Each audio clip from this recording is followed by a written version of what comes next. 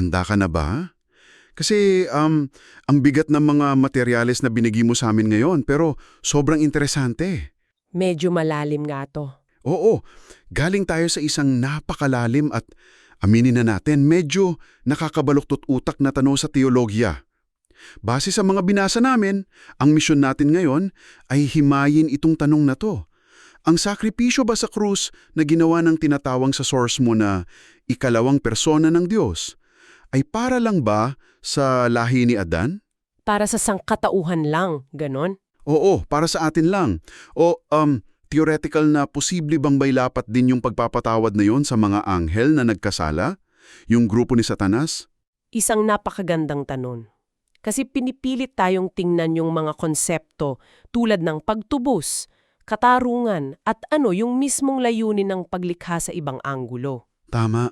Pero bago tayo sumisid, linawin lang natin ang ilang terms para lang, alam mo yon, nasa iisang pahina tayo. Sige, sige. Pag sinabi nating ikalawang persona ng Diyos, sa konteksto ng teolohiyang ito, tinutukoy natin yung anak na nagkataong tao. At yung salitang pagtubos o redemption, isipin mo na lang na parang pagbili muli sa isang bagay na naisanla o nawala. Okay. Ang tanong nga, para kanino ba tong pagbiling muli na to? Mahalaga ring tandaan yung paunang kondisyon na binigay sa material mo. Oo, yung tungkol sa mga anghel? Tama, na ang mga nagkasalang anghel ay hindi nagsisisi, pinal. So ang buong diskusyon natin ay isang what-if senaryo, isang theoretical na paggalugad lang. Okay, salamat sa paglilinaw. So isang malaking what-if exercise to. Simulan natin sa dalawang magkasalungat na kampo na inilatag sa source mo. Ang unang pananaw, medyo direkta, ay nagsasabing, oo, theoretical na posible sana. Posible, pero may pero. Paano gumadana ang lohika niyan? Ang argumento ng pananaw na ito, nakasentro sa kalikasan ng Diyos. Ang premise nila, ang pag-ibig at awa ng Diyos ay walang hangganan at para sa lahat ng nilalang? Okay, universal. Oo. Sa makatuwid, yung dugo na dumanak sa krus, may sapat na bisayan para takpan ang kasalanan ng sinumang nilalang tao man o anghel, basta't sila ay tunay na magsisi. Ang problema, ayon sa kanila, wala sa limitasyon ng sakripisyo. Nasa kalooban ng mga anghel. So parang sinasabi na sapat yung gamot pero ayaw lang inumin ng pasyente. Eksakto. Magandang analogy yan. Inilalarawan sa source mo na ang kanilang malayang kalooban ay na-settled na. Na-settled. Parang na-lock in place. Oo, permanenteng na-lock sa posisyon ng pagre-rebelde. Tinanggihan na nila ng tuluyan ang biyaya ng Diyos. Kaya't, nawala na sila ng kakayahang magsisi. Kumbaga, para kang may pintuan na bukas para sa lahat, pero sila mismo ang nagtayo ng pader sa harap ng pinto mula sa kanilang panig. So kahit anong imbitasyon, wala na. Hindi na sila makakapasok. Wala na. Ang punto rito ay ang potensyal ng pagpapatawad ay nandoon. Pero yung condition para matanggap ito, ang pagsisisi, imposible na para sa kanila. Malinaw. So sa pananaw na yan, ang limitasyon ay wala sa Diyos kundi nasa mga anghel. Ngayon, puntahan natin yung pangalawang pananaw na nagsasabing hindi.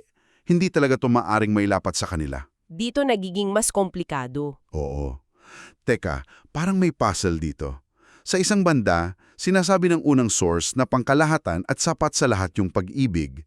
Sa kabilang banda, itong pangalawang view, parang sinasabing napaka-espesifiko ng plano. Magkasalungat, di ba? Oo, parang paano nagkakatugma ang dalawang ideyang ito? Diyan napapasok yung ganda ng argumento ng pangalawang pananaw. Hindi nito kinokontra na pangkalahatan ng pag-ibig ng Diyos. Sa halip, nakatunito sa pamamaraan at layunin ng plano ng pagtubos. Okay. Ang core argument nila ay yung prinsipyo ng like for like. Like for like? Anong ibig sabihin yan? O dapat magkatulad, ang uri. Ang ikalawang persona ng Diyos ay dumating bilang tao na tinawag sa source mo na huling Adan. Tama. Dahil ang misyon niya ay tubusin ng unang Adan at ang kanyang lahi.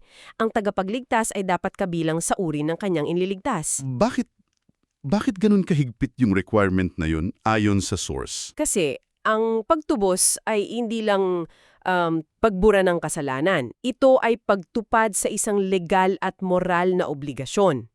Ang sangkatauhan sa pamamagitan ni Adan ang nabigo sa isang pagsubok na para sa mga tao. Okay, makes sense. Kaya't isang tao rin, isang perpektong tao ang dapat pumasa sa pagsubok na iyon at magbayad ng katumbas.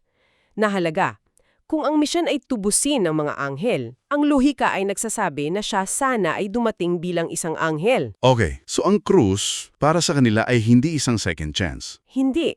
Ayon sa pananaw na ito, ang krus ang naging entablado para ilantad ang kanilang sukdulang kasamaan at tuluyang pagtibayin ng hatol laban sa kanila. Wow, teka, so ang krus, hindi lang pala para sa mga makasalanan.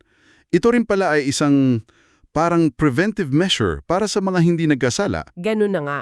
That's a perspective I've never encountered before. Parang ang epekto niya ay cosmic, hindi lang pang sangkatawanan. Eksakto. At dyan mo makikita kung gaano kalawak ang epekto ng krus ayon sa material mo. Binabanggit diyan ang Colossus 1:20 na nagsasabing ang dugo ng krus ay nagdudulot ng kapayapaan sa lahat ng bagay, maging sa langit o sa lupa. Maging sa langit? So kasama ang mga anghel doon? Oo, para sa mga tapat na anghel, wala silang kasalanan na kailangan tubusin. Pero bago ang krus, meron pa rin silang tinatawag na posibilidad na magkasala. Ah, Ang kanilang malayang kalooban, bagamat tapat, ay hindi paganap na kumpleto o perpekto. anong ibig sabihin yan? Na kahit tapat sila, meron pa ring panganib kahit gaano kaliit na maaaring silang bumagsak tulad ng ginawa ni Satanas? Oo, isang theoretical na posibilidad. Isipin mo na lang na ang malayang kalooban nila ay parang isang napakatalinong computer na may kakayahang pumili ng tama o mali. Okay? Bago ang krus, laging may theoretical na posibilidad na magka-virus. Pero nang masaksihan nila ang krus, yung sukdulang pagpapakita ng pag-ibig ng Diyos, kasabay ng kanyang sukdulang katarungan, ito ay nagmistulang isang ultimate software update. Grabe, isang ultimate software update? Ganda ng analogy na yan. Nag-patch ito sa lahat ng posibleng kahinaan dahil nasaksihan nila ang pinakaganap na kahulugan ng kabutihan at yung pinakaganap na resulta ng kasamaan. Pagpili nila sa kabutihan ay naging pinal at permanente. So hindi na sila pwedeng mahak ng kasalanan. Tama. Kaya sa mas malawat na kahulugan, ang dugo ng krus ay may epekto rin sa kanila. Hindi ito pagpapatawad ng kasalanan, kundi pagpapatibay ng kanilang katapatan. Isang cosmic security patch. Yan, cosmic security patch tulad ng sinabi mo, pagkumpleto sa kanilang kalikasan. Okay, lalong lumalalim ang usapan. So, kung babalikan natin, bakit napakahalaga na ang ikalawang persona ng Diyos ay dumating bilang tao, bilang si Adan, at hindi bilang isang anghel? Mukhang ito ang susi sa buong argumento na hindi ito para sa mga anghel, 'di ba? Inilatag ng source mo ang tatlong pangunahing dahilan. Oo, tatlo. Balikan natin yung una. Hindi niya mararanasan ang mga tukso ng tao. Tama. Ang unang dahilan ay tungkol sa pagiging ehemplo at pagpapatunay. Kung siya ay dumating bilang isang makapangyarihang anghel, madali lang para sa kanya na sundin ang mga utos. Walang bigat, walang pagsubok, di ba?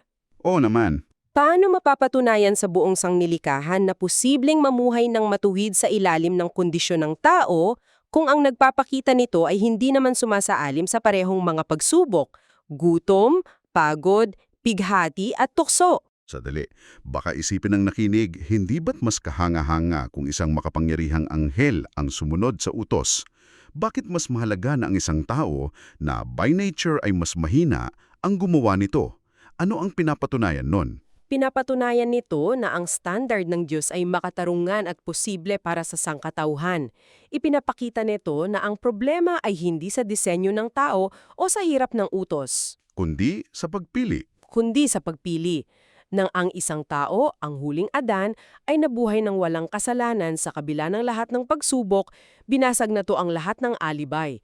Pinatunayan nito hindi lang sa atin, kundi sa buong kosmos, kasama ang lahat ng anghel, na ang daan ng Diyos ay tama at posible. Naging patas ang laban. Yun, naging patas. Gets ko. Hindi ito magiging isang patas na paghahambing kung iba ang kalikasan ng nagpatakita ng halimbawa.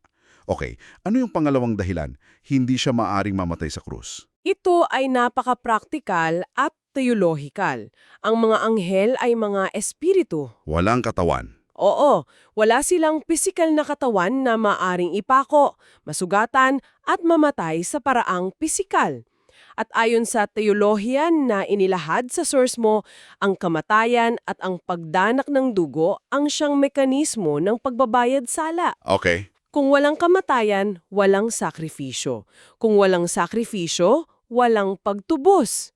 Ang buong pundasyon ng plano ay guguho. So ang pisikal na kamatayan ba ang non-negotiable? Hindi ba pwedeng magkaroon ng ibang paraan ng sakripisyo para sa isang espiritual na nilalang? Ayon sa lohika ng source mo, ang pisikal na kamatayan ang siyang ultimate price para sa isang nilalang na may buhay. Ito ang pinakamataas na pwedeng isuko. Make sense. Para sa isang espiritual na nilalang, mahirap sukatin kung ano ang katumbas noon. Ang pagiging tao at ang pagkamatay sa krus ay nagbigay ng isang konkreto, nakikita at nasusukat na pagpapakita ng sukdulang pag-ibig. Ang pagsuko ng sariling buhay para sa iba. Oo, ito ang nagpatutunay sa lahat ng nanunood na seryoso ang Diyos sa kanyang pag-ibig at sa kanyang katarungan. Kailangan ng isang katawan para maging posible lahat ng iyon. Gets ko na yung dalawa.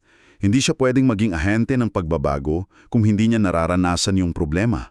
At walang sakripisyo kung walang kamatayan. Pero parang may kulang pa. Paano eksaktong nailantad ang kasamahan ni Satanas dito? Doon yata papasok yung pangatlong punto mo. Sakto. Ang pangatlong dahilan ay hindi malalantad ang kasamaan ni Satanas sa sukdulang antas. Isipin mo, kung ang ikalawang persona ay dumating bilang isang makapangyarihang anghel, malamang hindi siya magagalaw ng grupo ni Satanas. Oo naman. Walang laban.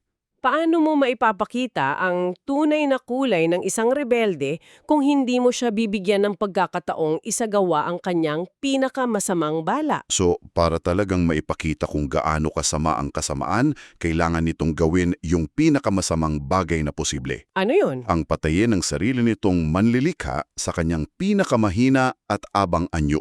Iyon mismo, ang akto ng pagpapahirap at pagpatay sa sarili nilang lumikha na nagkatawang tao at naging mahina ang siyang naging Exhibit A sa korte ng San Sinukob. Wow! Inilantad nito ang lalim ng kanilang pagkasira, inggit at pagkamuhit.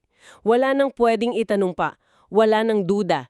Iyon ang nagpatunay na ang hatol sa kanila ay hindi lang nararapat kundi lubos na makatarungan. So ang pagiging tao niya, ang naging pain? Makapangyarihang nilalang, mananatiling nakatago yung sukdulang kasamaan. Okay, klaro na.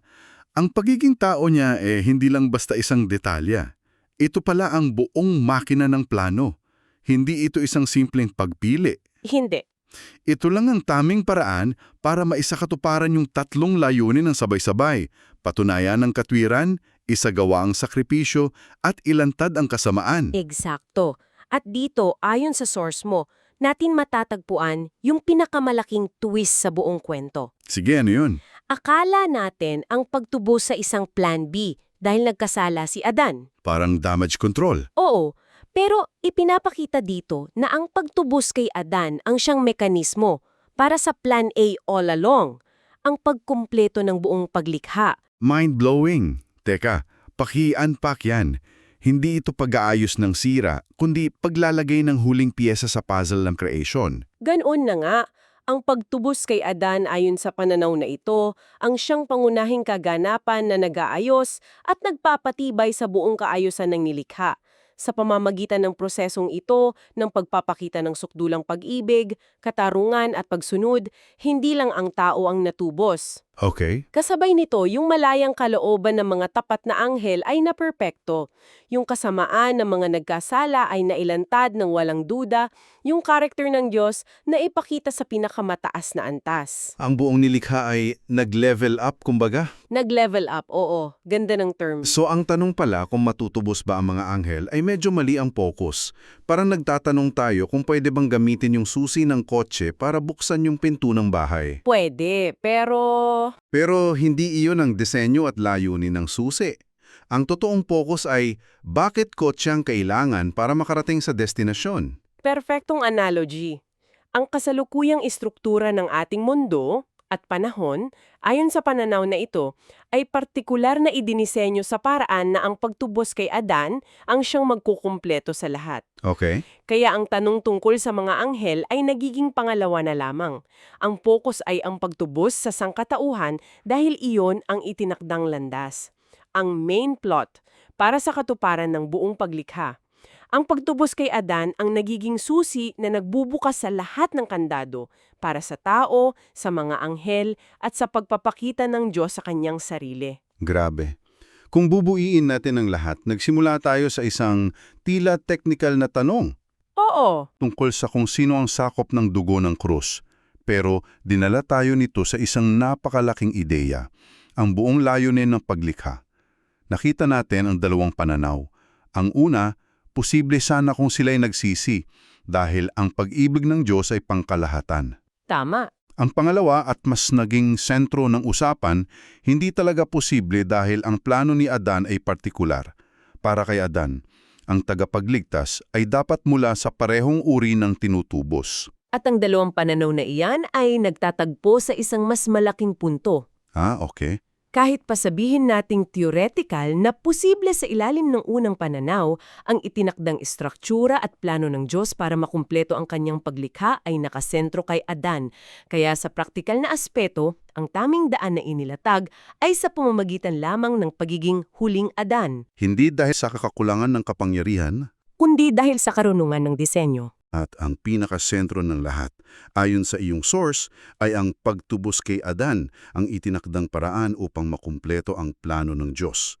Isang proseso na hindi lang para sa tao, kundi nagpe-perpekto rin maging sa mga anghel na nanatiling tapat, naglalantad sa kasamaan at nagpapakita ng sukdulang pag-ibig at katarungan ng Diyos sa buong sanglikha. Isang pangyayari na may cosmic na epekto. Talaga? At iiwan namin sa iyo ang isang panhuling palaisipan para pag-isipan mo base sa lahat ng napag-usapan natin. Kung ang pagtubos kay Adan sa sangkatauhan ay ang napakahalagang susi para makumpleto ang buong paglikha at maipakita ang sukdulang katangian ng Diyos sa buong sansinukob, ano kaya ang ipinapahiwatig nito tungkol sa espesyal na papel at responsibilidad ng sangkatawan sa buong cosmic drama na ito, ayon sa teologiyang inilahad sa mga source mo?